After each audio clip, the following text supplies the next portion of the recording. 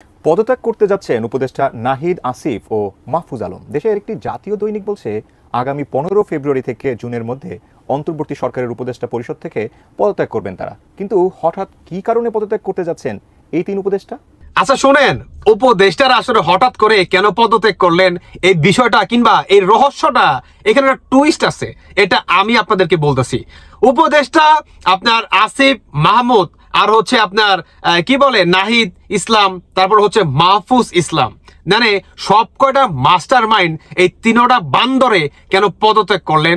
এই তিনোটা বান্দরের আরো একটা টুইস্ট আছে, সেটি হচ্ছে হঠাৎ করে আপনার মাস্টার মাইন্ড মাহফুজ তিনি কি আপনার স্বাধীনতার পক্ষের লোক হয়ে গেলেন, আর তিনি কি বঙ্গবন্ধুর ভক্ত হয়ে গেলেন। ভাবতে পারেন ভাই, ভাবতে পারেন আপনি মানে কেন তারা বঙ্গবন্ধুর ভক্ত হইল? কারণ হঠাৎ করে দেখেন, এই ছবিটা দেখেন, আমাদের বাংলাদেশের সেনাবাহিনীর প্রধান ওয়ার্কারকে রাশিয়ার যে আপনার হাই কমিশনার আছে তার কাছে আপনার ম্যানেজ করার জন্য মনে করেন পাঠাইছে। কেন পাঠাইলো? কারণ সমন্বয়কারীরা তারা দল গঠন করতেছে এবং তারা জনগণের ম্যান্ডেটের মাধ্যমে সরকারে বসতে চাচ্ছে। এখন তারা যদি ভাই সরকারে বসতে চায় তাহলে তো স্বাধীনতার মানে কথা বলতে হবে, শেখ মুজিবুর রহমানের কথা বলতে হবে, শেখ হাসিনা কিংবা আওয়ামী লীগ বিএনপির তো যে অবদান ছিল আমাদের বাংলাদেশের ৭১ সালকে নিয়ে, সেটার অবদান তো স্বীকার করতে হবে। আর এটা যদি স্বীকার করতে হয় আমাদের কি করতে হবে?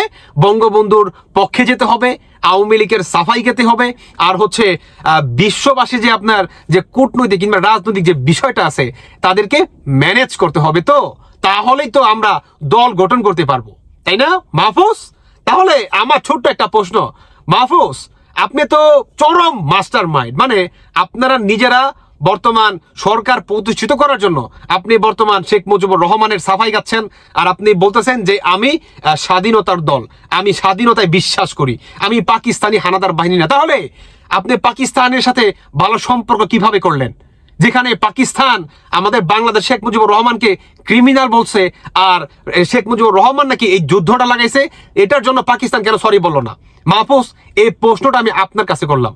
অন্যদিকে মাহফুজ আপনার নির্দেশে কিন্তু বাংলাদেশের প্রতিটি সরকারি বেসরকারি প্রতিষ্ঠান থেকে কিংবা বাংলাদেশে শেখ মুজিবুর রহমানের যে আপনার মূর্তিগুলো ছিল সবকিছু কিন্তু সরাই ফেলছে। কার নির্দেশে সরাইছে? মাহফুজ আপনার নির্দেশে। তাহলে আপনি আপনার বাপ দাদার টাকা কিংবা আপনার নিজের পকেট থেকে সম্পূর্ণ কিছু আগের জায়গায় তৈরি করে দেন, কিংবা শেখ মুজিবুর রহমানকে আপনি যে কটূক্তি করে খাটো করে কথা বলছেন, আপনি এটার জন্য জাতির কাছে হাত জোর করে এভাবে মাফ চান। মাহফুজ আপনাকে তো মাফ চাইতে হবে। আপনি শুধু বলবেন যে আপনি স্বাধীনতায় বিশ্বাস করেন, আর আপনি সেনাবাহিনীর প্রধান ওয়ার্কারকে আপনার রাশিয়ার হাই কমিশনের কাছে আপনি পাঠিয়ে দিবেন ম্যানেজ করার জন্য, যাতে করে আপনারা মানে নির্বাচন করতে পারেন কিংবা জনগণের ম্যান্ডেটের মাধ্যমে আপনারা সরকার প্রতিষ্ঠিত করতে পারেন। তাহলে আপনাকে তো মাফ চেতে হবে মাহফুজ। কারণ আপনারা কি লেভেলের বা কতটা জঘন্য লেভেলের মাস্টার মাইন্ড হলে আপনারা এখন আইসা আপনারা আওয়ামী লীগের সাফাই গান আর হচ্ছে আপনারা বঙ্গবন্ধুর ভক্ত হয়ে যান। আপনারা যে কত বড় মীর জাফর সেটা বর্তমান বোঝাই যাচ্ছে। মানে আপনাদের হাওয়া বের হয়ে গেছে, আপনাদের হাওয়া কি বের হয়ে গেছে। কারণ শেখ হাসিনা, হ্যাঁ শেখ হাসিনার আমলে দুর্নীতি অনেক হয়েছে, কিন্তু শেখ হাসিনার কিন্তু পশ্চিমা দেশে কিন্তু একটা নামও আছে। সেটা কি জানেন?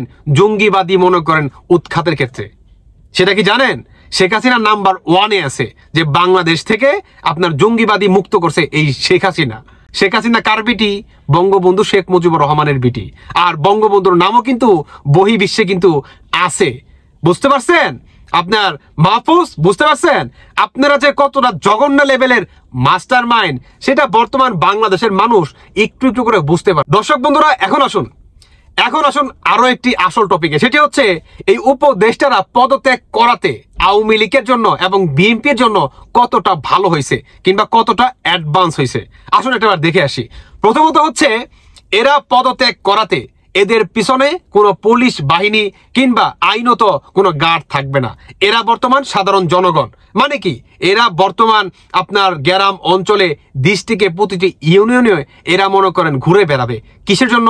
ভোটের জন্য, কালেক্টের জন্য, এবং নানান জায়গায় তারা ছোট থেকে বড়, বড় থেকে ছোট সংগঠন করার চেষ্টা করবে এবং জনগণের ম্যান্ডেট কালেক্ট করার চেষ্টা করবে। এবং জনগণ এটা আসলে কিভাবে নিবে সেটি হচ্ছে দেখার বিষয়। তবে আমি মনে করি এরা যে পরিমাণ মব জাস্টিস এবং দখলবাজিতা আপনার গণদারে হামলা মামলা যে পরিমাণ অরাজকতা সৃষ্টি চালাইছে ভাই, এটা মোক্ষম সময়।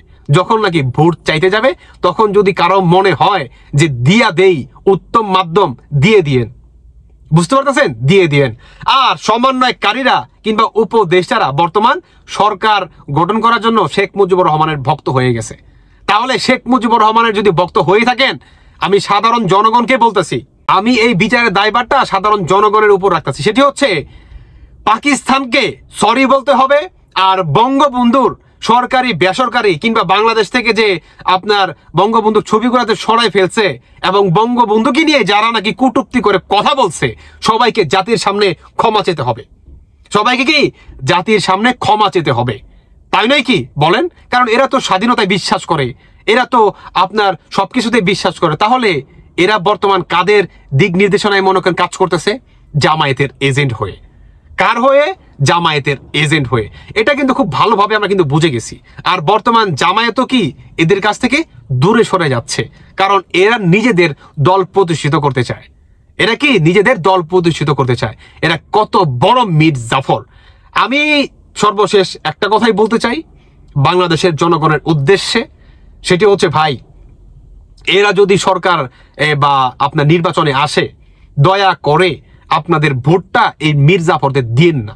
মানে আপনি যদি স্বাধীনতায় বিশ্বাস করেন, আমি ব্যক্তিগতভাবে ভাই মনে করি যে এই সমন্বয় কিংবা উপদেষ্টারা এরা গ্রাম অঞ্চলে যে ইউনিয়ন পর্যায়ে আপনার মেম্বার আছে না, একটা মেম্বার হওয়া সেই যোগ্যতা এরা রাখে না। সত্যিই বলতেছি দর্শক বন্ধুরা, এই ছিল উপদেষ্টাদের পদত্যাগ করার রহস্য। বাকিটা আপনাদের ব্যক্তিগত মতামত অবশ্যই জানিয়ে যাবেন। ধন্যবাদ সবাইকে। আল্লাহ হাফেজ, আসসালামু আলাইকুম।